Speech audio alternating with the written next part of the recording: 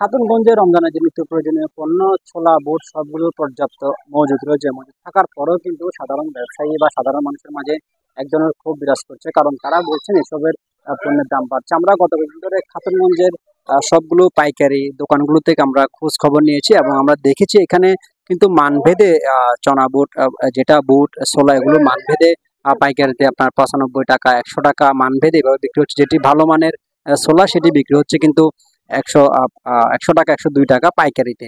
কিন্তু সেটি খুচরা বাজারে কিন্তু এর দাম হু হু করে বাড়ছে, কারণ আমরা বিভিন্ন উপজেলায় গ্রাম এলাকাগুলোতে খোঁজ খবর নিয়ে যেটি জেনেছি, খুচরা বাজারে কিন্তু ছোলা প্রতি কেজি বিক্রি হচ্ছে আপনার 120 থেকে 25 টাকা পর্যন্ত, আবার 130 টাকা কিন্তু বিভিন্ন জায়গায় মানভেদে বিক্রি হচ্ছে। এতে করে সাধারণ মানুষ বা ব্যবসায়ী সাধারণ ব্যবসায়ী এবং পাইকারিদের মাঝে এক ধরনের ক্ষোভ তৈরি হচ্ছে, কারণ তারা বলছেন যে খুচরা বাজারে কিন্তু ছোলার দাম যেভাবে বৃদ্ধি করা হচ্ছে কিন্তু পাইকারি বাজারে তুলনামূলক অনেক কম, কারণ পাইকারি বাজারে ছোলার দাম কিন্তু ধীরে ধীরে কমে আসছে। এবং চট্টগ্রামের খাতুনগঞ্জে কিন্তু ভোগ্যপণ্য, রমজানের যে ভোগ্যপণ্য সেটির পর্যাপ্ত মজুত রয়েছে বলে এখানকার ব্যবসায়ীরা আমাদেরকে জানিয়েছেন। তারা বলছেন যে রমজানের যে ছোলা প্রয়োজন সে তার চাইতে দ্বিগুণের উপরে ছোলা কিন্তু রয়েছে। পাশাপাশি ছোলার পাশাপাশি আহ রসুন, পেঁয়াজ, আদা থেকে শুরু করে রমজানের যেসব ভোগ্যপণ্য প্রয়োজন সেগুলো কিন্তু খাতুনগঞ্জে পর্যাপ্ত মজুদ রয়েছে। এখন কোনো ধরনের সংকট হবে না বলে পাইকারি ব্যবসায়ীরা জানিয়েছেন। এবং পাইকারি যারা ব্যবসায়ী রয়েছেন তারা যেটি বলছেন, খুচরা বাজারে কিন্তু ছোলা থেকে শুরু করে অন্যান্য পণ্যের দাম বাড়ার কারণ হচ্ছে যারা খুচরা ব্যবসায়ী রয়েছেন তারা কিন্তু এক ধরনের সংকট তৈরি করে কিন্তু এসবের দাম ধীরে ধীরে বাড়ানোর চেষ্টা করছেন। এতে করে কিন্তু সাধারণ যারা মানুষ বা ভোক্তারা রয়েছে তাদের মাঝে এক ধরনের মিশ্র প্রতিক্রিয়া তৈরি হয়েছে।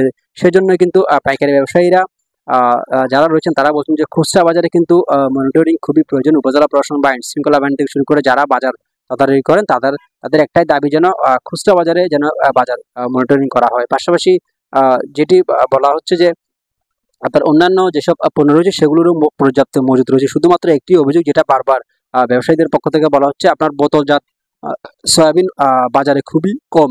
যেগুলো রয়েছে সেগুলো হচ্ছে 5 লিটার বা 3 লিটার এই ধরনের সয়াবিন তেল পাওয়া যাচ্ছে। তবে 1 লিটারের কোনো সয়াবিন তেল বাজারে নেই বললে চলে, কারণ যেটি ব্যবসায়ীরা বলছেন তারা যদি সয়াবিন তেলের ক্রয় করতে চান তাহলে তাদেরকে সয়াবিন তেল 1 লিটার সয়াবিন তেলের পাশাপাশি অন্যান্য মালামালও কিন্তু ধরে দেওয়া হচ্ছে। এতে করে কিন্তু খুচরা বাজারে বোতলজাত সয়াবিনের মধ্যে কিন্তু 1 লিটারের সয়াবিনের বোতল না নেই বললে চলে।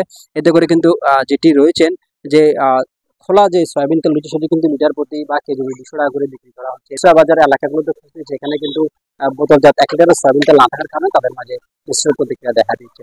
তবে রমজানের যে ভোগ্যপণ্য সেটি খাতুনগঞ্জে কিন্তু পর্যাপ্ত মজুদ রয়েছে, পাশাপাশি বিভিন্ন বাজারও সরবরাহ হচ্ছে। দাম বাড়ার তেমন সম্ভাবনা নেই, তবে খুচরা বাজারে বাজার নিয়মিত মনিটরিং করার প্রয়োজন। ইতিমধ্যে আমরা দেখি জেলা প্রশাসনের পক্ষ থেকে এবং ভোক্তা অধিকার পক্ষ থেকে বিভিন্ন এলাকার বাজারগুলোতে কিন্তু মনিটরিং কার্যক্রম শুরু করছে। সেটি সাধারণ মানুষ বলছেন রমজানে কিন্তু প্রতিদিনই যদি মনিটরিং করা হয় তাহলে এইসব সিন্ডিকেট বা যারা চক্র রয়েছেন তাদেরকে নিয়ন্ত্রণ আনা যাবে। তো এই ছিল খাতুনগঞ্জ থেকে আমার কাছে সর্বশেষ।